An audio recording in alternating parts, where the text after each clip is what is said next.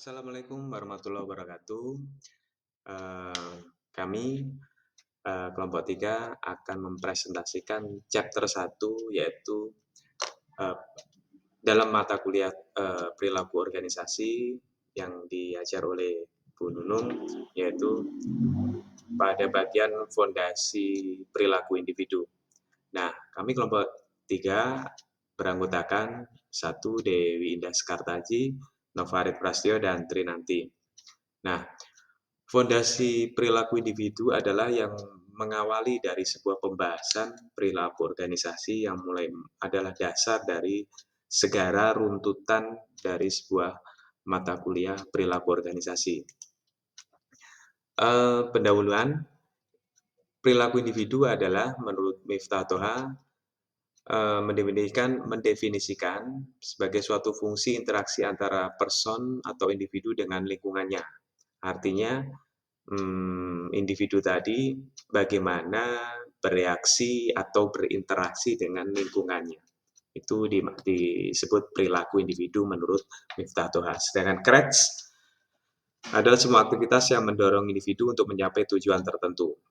Dengan kata lain, perilaku kita sering didorong oleh tujuan-tujuan yang ingin kita capai. Jadi ada keinginan, ada maksud dan tujuan kenapa kita berlaku dengan orang lain atau dengan lingkungan kita.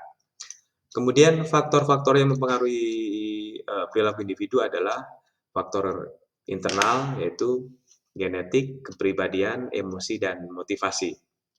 Genetik sifat bawaan yang diwarisi orang tua, kepribadian adalah pola pikir personal yang dimiliki oleh setiap orang, emosi perasaan yang ada di individu tadi, jadi setiap saat bisa berubah, perasaan senang, susah, sedih, yang setiap saat bisa berubah-berubah.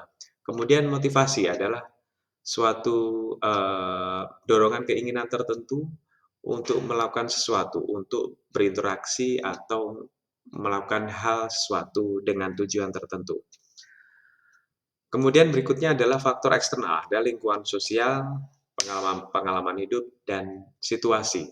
Lingkungan sosial, keluarga, teman, masyarakat, atau budaya yang ada di lingkungan tadi. Pengalaman hidup, peristiwa-peristiwa yang dialami seseorang. Situasi adalah kondisi lingkungan fisik dan sosial saat itu. Kemudian mengapa penting memahami perilaku individu? Kita harus mengerti dan harus juga memahami perilaku individu karena kita satu sama lain, manusia sebagai manusia makhluk sosial, pastinya akan berinteraksi satu sama lain. Dan saat berinteraksi, kita harus saling mengerti biar tidak ada gesekan atau kepentingan yang beradu. Jadi saling memahami untuk mencapai tujuan tertentu ataupun menghindari tujuan yang bertentangan. Jadi satu sama lain harus bisa saling berkolaborasi untuk mencapai tujuan masing-masing. Berikutnya adalah jenis perilaku manusia, perilaku refleksi, kemudian perilaku non-refleksi. Refleksi adalah terjadi atas reaksi secara spontan terhadap stimulus mengenai organisme tersebut. Non-refleksi adalah yang dikendalikan, perilaku dikendalikan oleh pusat kesadaran atau otak. Kemudian teori perilaku adalah teori insting, teori dorongan, teori insentif, teori atribut, dan teori kognitif. Jadi teori-teori dalam perilaku individu adalah banyak. Jadi berbagai macam teori yang mendorong perilaku itu terjadi. Berikutnya adalah peran emosi dalam perilaku, yaitu pengambilan keputusan, persepsi, motivasi, dan interaksi sosial. Selanjutnya adalah perbedaan-perbedaan individu, yaitu kemampuan, keahlian, dan demografi. Kemampuan adalah sifat biologis atau yang dipelajari mengizinkan seorang untuk sesuatu yang bersifat mental atau fisik. Keahlian, kompetensi tertentu yang berkait dengan tugas-tugas tertentu yang dibebankan pada personal tersebut. Demografi adalah perbedaan jenis kelamin, keragaman ras dan budaya. Selanjutnya adalah sikap. Sikap oleh Sarlito adalah proses penilaian yang dilakukan oleh seorang individu terhadap suatu objek. Ada 3 komponen sikap, yaitu faktor pekerjaan, faktor komponen akibat kesadaran, kemudian tanggapan emosional.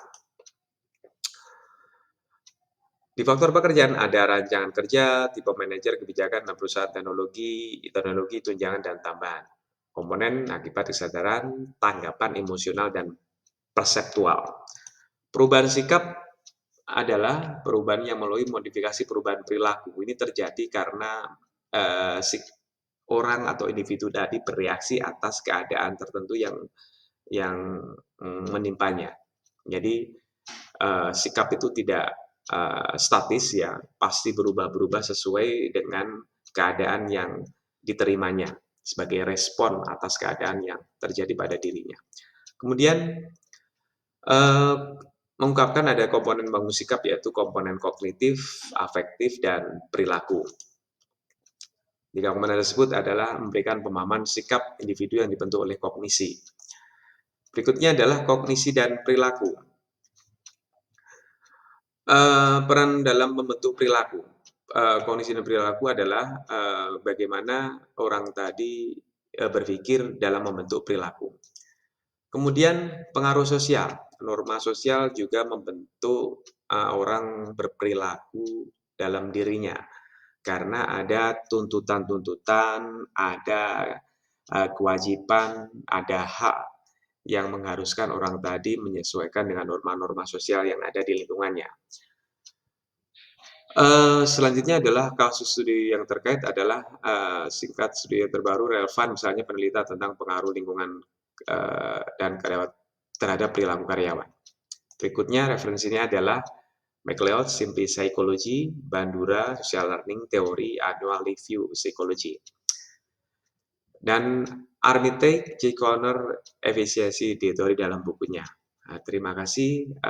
Demikian presentasi dari kelompok 3. Wassalamualaikum warahmatullahi wabarakatuh.